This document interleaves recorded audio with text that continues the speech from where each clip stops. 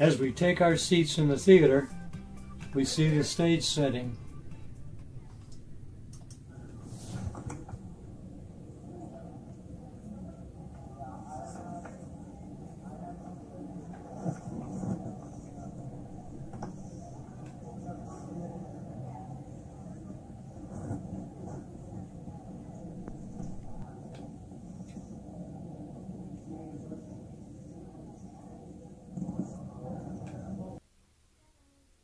It appears as the living room of a large home with a couch and comfy chairs, a low coffee table, and a long telephone table aside one of the chairs.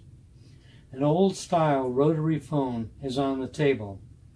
A curved staircase leads to the second floor. An array of closed doors is seen on both floors.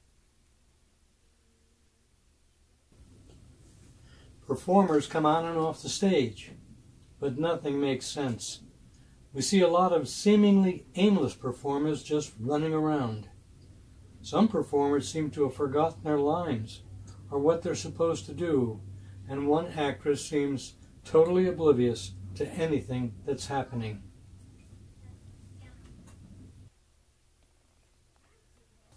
Amid the shouting and noise, we hear a loud, amplified voice from behind the audience, and a man with a microphone in hand walks slowly down the aisle to the stage. He's giving directions to the performers. At that point, we realize we are seeing a play within a play.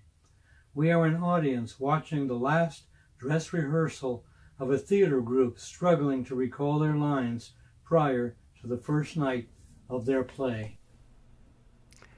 Are you wondering why the fishy backgrounds? Sardines, actually. This play is a farce, and a farce is characterized by, well, silly stuff. That plate of sardines, it was originally on the telephone table. For some unknown reason, one of the performers picks it up and moves it to the comfy chair and covers it with a newspaper. Are you thinking that maybe someone might sit on it? Yes, someone does sit on it. A bit later in the play, that covered plate of sardines winds up on the floor. Are you thinking that someone might step on it? Yes, and that oily mess is the basis for some additional fall-down buffoonery.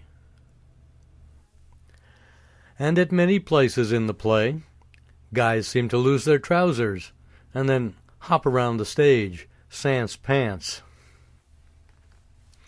And that brings us to doors.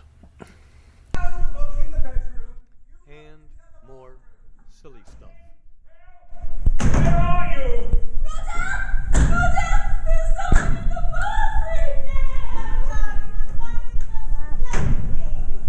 Do you remember the silver tea service? That took me on the very first episode. Act 1 is over, and the house lights darken. On the darkened stage we see movement.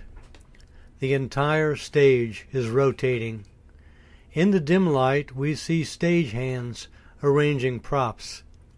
As the lights come on, we see the backstage side of the set, and the performers begin their lines.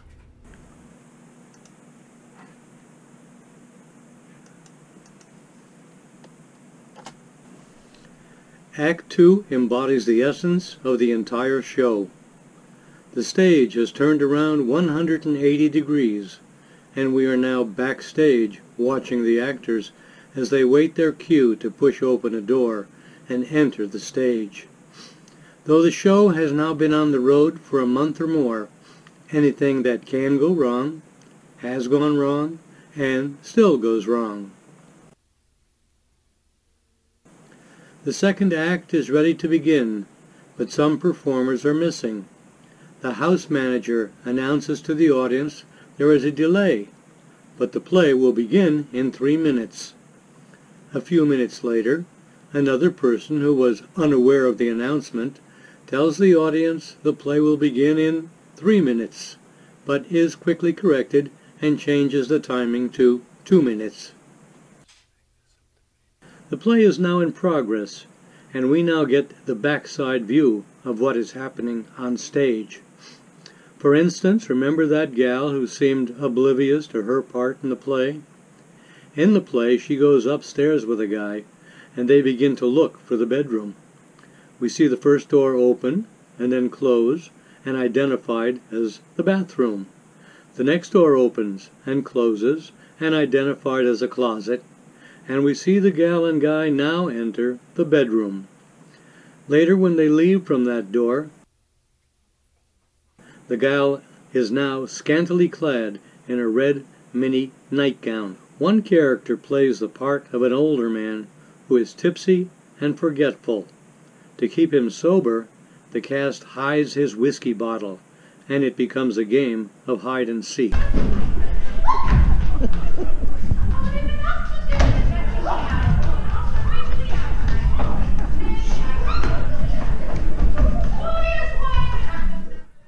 The house lights darken, and once again the stage set begins to rotate. We now see the original stage setup. For our audience, Act 3 is about to begin.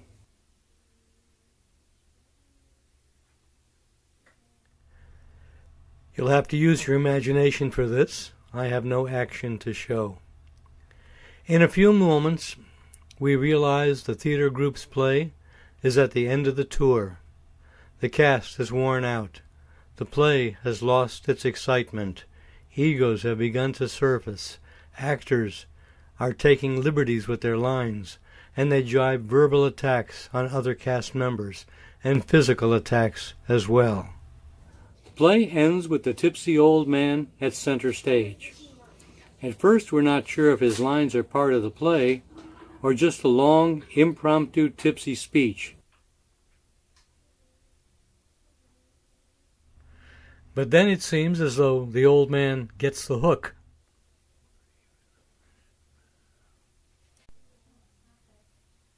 Thank you for your cooperation and understanding. This is practice.